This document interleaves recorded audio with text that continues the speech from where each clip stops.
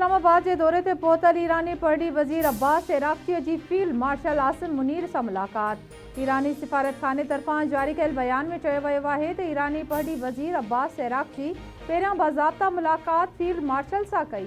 सिफारती ज़रियनि मूजिब मुलाक़ात में घरू वज़ीर मोहसिन नक़वीअ खां सवाइ क़ौमी सलामती बाबति सलाहकार जनरल आसिम मलिक ऐं DG मिलिट्री इंटेलिजेंस बि शरीक हुआ। नायब वज़ीर आज़म इसहाक़ डार जी मिस्री परडी वज़ीर सां टेलीफोनिक राब्तो। परडी तर्जुमान मूजिब ॿिन्ही परडेही वज़ीरनि विच में पाकिस्तान जी सिफारती कोशिशुनि ते ख़यालनि जी ॾे वठि, पाकिस्तान जी सहूलियतकारीअ ते सिफारती राब्तनि ते बि ॻाल्हि ॿोल थी। अॻवाननि ख़िते में अमन ऐं इस्तेहकाम जे लाइ ॻाल्हियुनि जी ज़रूरत ते ज़ोर भरियो। परडी वज़ीरनि जो लाॻीतो सिफारती राब्ता जारी रखण जी अहमियत ते इतफ़ाक़। ईरानी परडी वज़ारत जो तर्जुमान ईरान ऐं अमेरिका विच में कंहिं मुलाक़ात जे मंसूबे जी तरदीद करे छॾी। इस्माइल वकाईअ जो चवणु आहे त हू ईरानी परडी वज़ीर अब्बास इराक़चीअ सां गॾु सरकारी दौरे ते इस्लामाबाद पहुतल आहे। हिन दौरे में पाकिस्तान जी आला अख़्तियारियुनि सां मुलाक़ातूं कयूं वेंदियूं, जंहिं में पाकिस्तान तरफ़ां जारी टियाकड़ीअ बाबति मामलनि ते ॻाल्हियूं थींदियूं। हिन दौरे में ईरान ऐं अमेरिका विच में का गॾिजाणी तइ नाहे। पाकिस्तानी इख़्तियारियुनि सां मुलाक़ातुनि में ईरान पंहिंजा मुशाहिदा पाकिस्तान खे फ़राहम कंदो।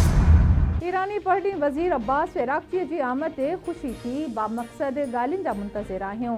मुलाक़ातुनि जो बुनियादी मक़सद इलाक़ाई अमन ऐं इस्तेहकाम खे हथी ॾियणु हूंदो। नायब वज़ीर आज़म इसहाक़ डार जो बयान। स्टीव विटकोफ ऐं जैरेड कुशनर ते ॿधल अमेरिकी ॻाल्हियुनि वारो वफ़द अॼु पाकिस्तान पहुचंदो।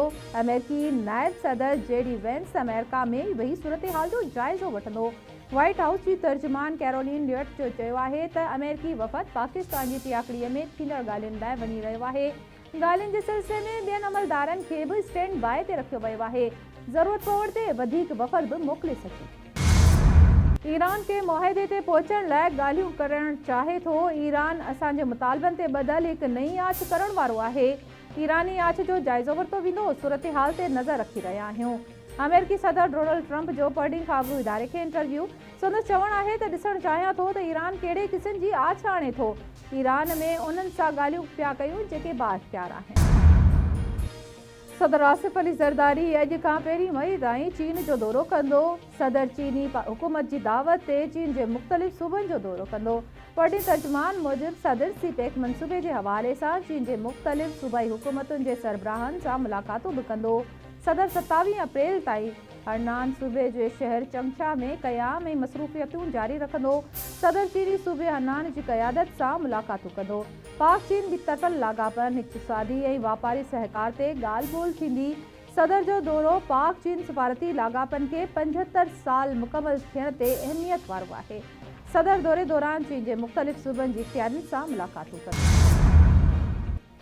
क्रिकेट के शौक़ीननि लाइ ख़ुशख़बरी। वज़ीर आज़म शहबाज शरीफ़ PSL जे फाइनल लाइ शौक़ीननि खे स्टेडियम अचण जी इजाज़त ॾेई छॾी।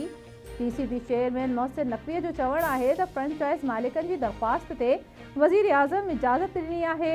शौक़ीननि खे स्टेडियम अचण जी इजाज़त ॾियण वारे फ़ैसिले ते वज़ीर आज़म जो थोराइतो आहियां। ईरान जे पासदाराने इनक़लाब खे दहशतगर्द तंज़ीम करार ॾियण लाइ कुझु हफ़्तनि में कानून साज़ी कंदासीं। अहिड़नि क़दमनि सां यहूदी गिरहनि ऐं ईरान में मज़हबी हुकूमत जे मुख़ालिफ़नि जो मुतालबो पूरो थी वेंदो। बरतानवी वज़ीर आज़म कियर स्टारमर जो बयान। संदसि चवणु आहे त उहो पहिरियों मौक़ो हूंदो त कंहिं मुल्क जे हथियारबंद फ़ौज खे बरतानिया दहशतगर्द करार ॾींदो। यूरोपी यूनियन फ़रवरीअ में फ़ैसिलो करे चुकी आहे त पासदाराने इनक़लाब खे दहशतगर्द करार ॾिनो वेंदो। हैदराबाद इंतिज़ामिया खीर जे सरकारी क़ीमतुनि में वाधि करे छॾी। खीर जी क़ीमत 10 रुपया फ़ी लीटर वधाए 230 रुपया फ़ी लीटर कई वई। डिप्टी कमिश्नर हैदराबाद खीर जी क़ीमतुनि में वाधि जो नोटिफिकेशन जारी करे छॾियो। खीर जी क़ीमतुनि में डेयरी फार्म्स जे लाइ 200 रुपया ऐं होलसेलर जे लाइ 215 रुपया फ़ी लीटर मुक़ररु। आम रिटेलर जे दुकाननि ते खीर जी क़ीमत 230 रुपया फ़ी लीटर मुक़ररु कई वई। हुकूमत महांगाईअ जी मारियल अवाम मथां पेट्रोल बम किराए छॾियो। पेट्रोल ऐं डीज़ल जे अघ में 26 रुपया 77 पैसा फ़ी लीटर वाधि। पेट्रोल जी नई क़ीमत 393 रुपया 53 पैसा ऐं डीज़ल जी नई क़ीमत 380 रुपया 19 पैसा थी वई। पेट्रोलियम शयुनि में वाधि गुड्स ऐं ट्रांसपोर्ट जा भाड़ा वधाइण जो ऐलान। पाकिस्तान गुड्स ट्रांसपोर्ट अलायंस जे सदर मलिक शहजाद एवान पेट्रोलियम शयुनि जे अघनि में वाध जी मज़म्मत कंदे 10% गुड्स ट्रांसपोर्ट जा भाड़ा वधाइण जो ऐलान करे छॾियो।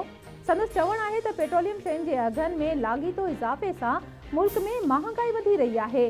वफ़ाक़ी हुकूमत जी ग़लति पॉलिसियुनि सबबि लखे माण्हू बेरोज़गार थी रहिया आहिनि।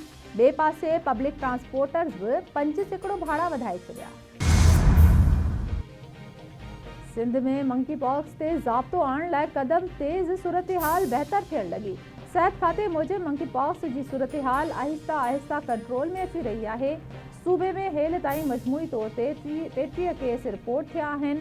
मंकी पॉक्स जा रुगो ख़ैरपुर ज़िले में 22 केस साम्हूं आया आहिनि। गुज़िरियल 5 ॾींहनि दौरान ख़ैरपुर मां बि को नओं केस रिपोर्ट नाहे थियो।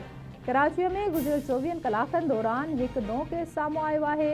नए केस खां पोइ एहतियात ऐं निगरानी वधीक सख़्तु कई वई आहे। बाकराणी भरिसां ख़ैर मोहम्मद आरिजा में मामूली ॻाल्हि तां झेड़ो नौजवान क़तूल, हिकु ज़ख़्मी। वारिसनि धरणो हणी आरिजा बिरादरीअ जे ॿिनि धीरुनि झेड़े दौरान रियाज़ हुसैन ऐं कामरान आरिजो ज़ख़्मी थी पिया। ज़ख़्मी ट्रॉमा सेंटर लाड़काणे मुंतक़िल। रियाज़ हुसैन आरिजो ज़ख़्म जी सट न सहंदे दम ॾिनो। मक़तूल जे वारिसनि जो वाक़िए ख़िलाफ़ लाड़काणो मुंहिंजो दड़ो रोड ते धरणो, ट्रैफ़िक मुअतल। दरिया ख़ान मरी भरिसां क़तल थियल पीर सन गुलण कोरीअ जो लाश वारिसनि हवाले हिकु जवाबदार गिरफ़्तार। पुलिस ॻोठ मोहम्मद रमज़ान मुबीजो ते चढ़ाई करे दिलदार मुबीजो खे गिरफ़्तार करे वरितो। मक़तूल जे भाउ ॿुधायो त कंहिं सां बि का दुश्मनी नाहे। दिलमुराद ऐं दीदार मुबीजो गुलण कोरीअ खे बेगुनाह क़तल कयो।